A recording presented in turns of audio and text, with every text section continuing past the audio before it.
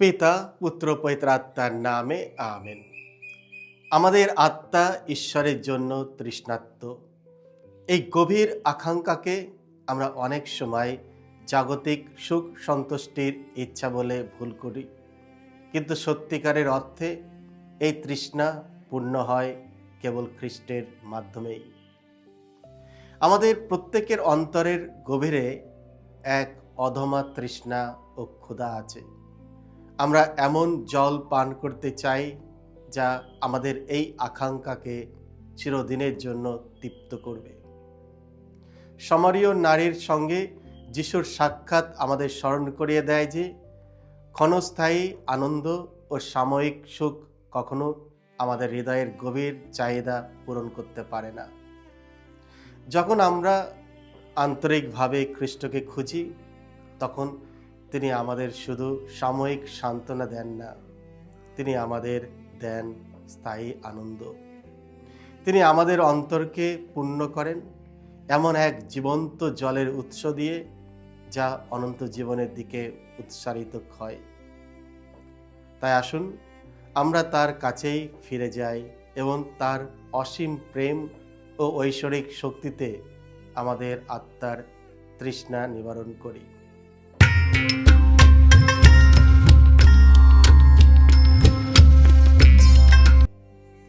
খ্রিস্টে আমার পরম প্রিয়জনেরা, আজ তপস্যাকালের তৃতীয় রবিবার এবং এই রবিবাসরীয় দিনে প্রথম পাঠটি নেওয়া হয়েছে যাত্রা পুস্তক থেকে 17 অধ্যায় 3 থেকে 7, যেখানে পাথর থেকে জল বের হওয়ার ঘটনা বর্ণনা করা হয়েছে।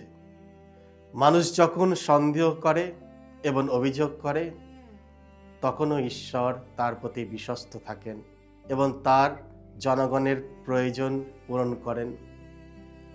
পাথর থেকে যে জল বের হয় তা ঈশ্বরের সেই জীবনদায়ী কৃপার প্রতীক, যা তার জনগণকে বাঁচিয়ে রাখে ও শক্তি দেয়। আজকে দ্বিতীয় পাঠটি নেওয়া হয়েছে রোমীয়দের কাছে সাধু পলের পত্র থেকে 5 অধ্যায় 1 থেকে 2 এবং 5 থেকে 8 পদ, যেখানে বলা হয়েছে ঈশ্বরের প্রেম আমাদের হৃদয়ে ঢেলে দেওয়া হয়েছে। ঈশ্বরের প্রেম আমাদের যোগ্যতার উপর নির্ভর করে না। আমরা যখন দুর্বল ও পাপী ছিলাম, তখনও খ্রিস্ট আমাদের জন্য নিজেকে উৎসর্গ করেছিলেন। এর মধ্য দিয়ে ঈশ্বরের অসীম করুণা ও অনুগ্রহের গভীরতা প্রকাশ পায়। মরুভূমিতে ঈশ্বর তৃষ্ণার্ত ইসরায়েলদের জন্য জল দিয়েছিলেন, তেমনি খ্রিস্টের মধ্য দিয়ে সমগ্র মানব জাতিকে তার প্রেম ও কৃপায় জীবন্ত জল দান করেন। এই দুই পাঠ আমাদের প্রস্তুত করে সুসমাচারের জন্য, যেখানে সম্মানীয় নারীর সঙ্গে যিশুর সাক্ষাৎকারে তিনি নিজেকে সেই সত্যিকারের জীবন্ত জলের উৎস হিসাবে প্রকাশ করেন, যা মানুষের হৃদয়ের গভীরতা তৃষ্ণাকে তৃপ্ত করে। যিশুর তৃষ্ণা ও জীবন্ত জলের আহ্বান। খ্রিস্টে আমার পরম প্রিয়জনেরা, আজকের পবিত্র মঙ্গল সমাচারে আমরা একটি অত্যন্ত গভীর ও হৃদয়স্পর্শী ঘটনার সাক্ষাৎ পাই, যিশু এবং সম্মানীয় নারীর সাক্ষাৎ। এই ঘটনা শুধু একটি সাধারণ কথোপকথন নয়, এটি মানুষের হৃদয়ের তৃষ্ণা এবং ঈশ্বরের প্রেমের গভীর রহস্যকে প্রকাশ করে। ঘটনাটি ঘটে একটি কূপের ধারে। যিশু ক্লান্ত হয়ে বসে আছেন, আর তখন এক সামরীয় নারী জল তুলতে আসে। তখন যিশু তাকে বলেন, আমাকে একটু জল দাও। প্রথমে এই কথাটি খুবই সাধারণ মনে হয়, কিন্তু এই কথার মধ্যে লুকিয়ে আছে গভীর আধ্যাত্মিক সত্য।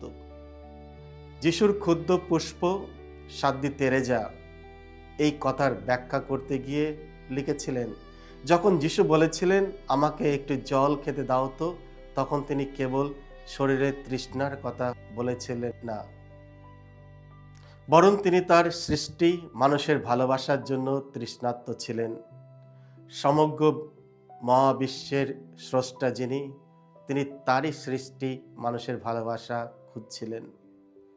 প্রিয়জনেরা, একটু ভাবুন তো, ঈশ্বর আমাদের ভালোবাসা চান, ঈশ্বর আমাদের হৃদয় চান। এই পৃথিবীতে মানুষ অনেক কিছুর জন্য তৃষ্ণার্ত, ধন, দৌলত, ক্ষমতা, সম্মান, আনন্দ। কিন্তু সত্য হলো, মানুষের হৃদয়ের গভীর তৃষ্ণা কোনো পৃথিবীর জিনিস দিয়ে পূর্ণ হয় না। আমাদের হৃদয় সত্যিকারের শক্তি পায় কেবল ঈশ্বরের প্রেমে। সমানীয় নারী প্রথমে যিশুর কথা বুঝতে পারেনি। যখন যিশু তাকে জীবন্ত জল সম্পর্কে বললেন, তখন সে ভাবল এটি সাধারণ জল। তাই সে বলল, প্রভু, আমাকে সেই জল দিন, যাতে আমাকে আর এখানে জল তুলতে আসতে না হয়। কিন্তু যিশু যে জল দিতে চান তা কোনো সাধারণ জল নয়। তাই তিনি বললেন, যে জল আমি দেব তা যে পান করে সে আর কখনো তৃষ্ণার্ত হবে না, বরং সেই জল তার মধ্যে অনন্ত জীবনের জন্য উৎস হয়ে উঠবে। এই জীবন্ত জল হলো ঈশ্বরের অনুগ্রহ, ঈশ্বরের প্রেম এবং পবিত্র আত্মার জীবন। খ্রিস্ট আমার পরম প্রিয়জনেরা, আমাদের জীবনেও অনেক তৃষ্ণা আছে। শান্তির জন্য তৃষ্ণা, ভালোবাসার তৃষ্ণা, ক্ষমার তৃষ্ণা, অর্থপূর্ণ জীবনের তৃষ্ণা। আমরা অনেক সময় এই তৃষ্ণা মেটানোর জন্য পৃথিবীর অনেক জিনিসের পিছনে ছুটি, কিন্তু শেষ পর্যন্ত আমরা অনুভব করি আমাদের হৃদয় এখনো তৃষ্ণার্ত। কারণ মানুষের হৃদয় সৃষ্টি হয়েছে ঈশ্বরের জন্য। তার জন্য সাধু আগস্টিন একবার বলেছিলেন, হে ঈশ্বর, তুমি আমাদের সৃষ্টি করেছ তোমার জন্য, তাই আমাদের হৃদয় অস্থির থাকে যতক্ষণ না তা তোমার মধ্যে বিশ্রাম পায়। সাধু আগস্টিন বলতে চায় যে মানুষের হৃদয় একটি গভীর অস্থিরতা বা শূন্যতা আছে। মানুষ যতই ধন, সম্পত্তি, সম্মান, আনন্দ ও ক্ষমতা অর্জন করুক না কেন, তার হৃদয় পুরোপুরি তৃপ্তি হয় না। কারণ মানুষের হৃদয়কে ঈশ্বরই সৃষ্টি করেছেন, তাই মানুষের সত্যিকারের শান্তি কেবল ঈশ্বরের মধ্যেই পাওয়া যায়। মানুষ পৃথিবীতে অনেক কিছুর পিছনে ছোটে, অর্থ, সুখ, সম্পদ, সম্পর্ক, সাফল্য, কিন্তু এগুলো সাময়িক আনন্দ দেয়। কিছু সময়ের শেষে আবার হৃদয় খালি মনে হয়। সাধু আগস্টিন নিজের জীবনের অভিজ্ঞতা থেকেই এই কথা বলেছিলেন। তিনি যৌবনে অনেক ভোগ বিলাস ও ভুল পথে গিয়েছিলেন, কিন্তু শেষে বুঝেছিলেন যে ঈশ্বরের কাছে ফিরে আসার মধ্যে প্রকৃত শান্তি আছে। আজকের পবিত্র মঙ্গল সমাচারে আমরা আরেকটি গুরুত্বপূর্ণ বিষয় দেখি। সেই নারী সমাজে একঘেয়ে ছিল। সাধারণত নারীরা ভোরবেলায় কূপে জল তুলতে আসত, কিন্তু এই নারী দুপুরে, দিনের সবচেয়ে গরম সময়ে কূপে এসেছিল। কেন? কারণ সে সমাজে মানুষের সামনে যেতে লজ্জা পেত। তার অতীত জীবন তাকে সমাজের একঘরে করে দিয়েছিল। কিন্তু যিশু তাকে প্রত্যাখ্যান করেনি।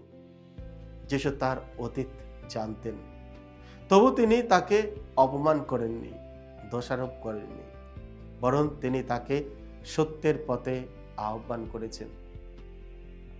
এখানেই আমরা ঈশ্বরের করুণার সৌন্দর্য দেখি। ঈশ্বর আমাদের পাপ জানেন, আমাদের দুর্বলতা জানেন, তবু তিনি আমাদের দূরে ঠেলে দেন না, বরং তিনি আমাদের কাছে আসেন, আমাদের ডাকেন এবং আমাদের নতুন জীবন দিতে চান। এই কারণেই এই তপস্যাকালের আমাদের জন্য একটি বিশেষ সময়, পাপের জন্য প্রায়শ্চিত্তের সময়, পরিবর্তনের সময়, ঈশ্বরের কাছে ফিরে আসার সময়। মরুভূমিতে ইসরায়েলরা অনেক সময় ঈশ্বরের বিরুদ্ধে অভিযোগ করেছিল। তারা বলেছিল, ঈশ্বর আমাদের কেন এখানে নিয়ে এলেন? কিন্তু সামসঙ্গীত আমাদের সতর্ক করে, আজ যদি তোমরা তার কণ্ঠস্বর শোনো, তোমাদের হৃদয় কঠিন করো না। প্রিয়জনেরা, অনেক সময় আমরা ঈশ্বরের পরিকল্পনা বুঝতে পারি না। তখন আমরা অভিযোগ করি, সন্দেহ করি, হতাশা হই, কিন্তু ঈশ্বর আমাদের আহ্বান করেন বিশ্বাস করতে, তার ওপর ভরসা রাখতে। সামারীয় নারীর জীবনে একটি বড় পরিবর্তন ঘটেছিল। যখন সে বুঝল যে যিশুই মসিয়া, তখন সে তার কলসি রেখে শহরে দৌড়ে গেল এবং সবাইকে বলল, এসো, একজন মানুষকে দেখো যিনি আমার জীবনের সব কথা বলেছেন। যে নারী সমাজে একঘরে ছিল, সেই নারী হয়ে উঠল একজন সুসমাচারের প্রচারক।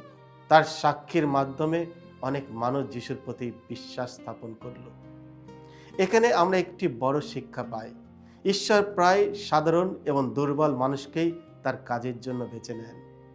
হয়তো অনেক সময় আমরা ভাবি, আমি পাপী, আমি দুর্বল, আমি ঈশ্বরের কাজে উপযুক্ত নয়। কিন্তু ঈশ্বর ঠিক সেই মানুষকেই ব্যবহার করেন যার হৃদয় বিনম্র এবং উন্মুক্ত। খ্রিস্টে আমার পরম প্রিয়জনেরা, আজ যিশু আমাদের প্রতিও একই কথা বলেন, আমাকে একটু জল দাও। তিনি আমাদের কাছে কি চান? তিনি আমাদের কাছে আমাদের ভালোবাসা চান, তিনি আমাদের হৃদয় চান। যদি আমরা আমাদের হৃদয় খুলে দিই, যদি আমরা আমাদের জীবন সম্পূর্ণভাবে তার কাছে সমর্পণ করি, তাহলে তিনিও আমাদের সেই জীবন্ত জল দেবেন, যা আমাদের জীবনে শান্তি, আনন্দ এবং অনন্ত জীবনের আশা এনে দেবে। তাই এই তপস্যাকালে আমরা 3টি কাজ করতে পারি। প্রথমত, আমাদের হৃদয় খুলে দিই, যাতে আমরা সত্যিই ঈশ্বরের কণ্ঠ শুনতে পাই। দ্বিতীয়ত, আমাদের পাপ থেকে ফিরে আসি, যাতে ঈশ্বরের করুণা আমাদের জীবনকে নতুন করে তোলে। তৃতীয়ত, যিশুর সাক্ষী হয়ে উঠি, যেমন সেই সামারীয় নারী হয়েছিলেন। তখন আমাদের জীবনেও ঈশ্বরের সেই জীবন্ত জলের উৎস প্রবাহিত হবে, যা কখনো শুকিয়ে যাবে না।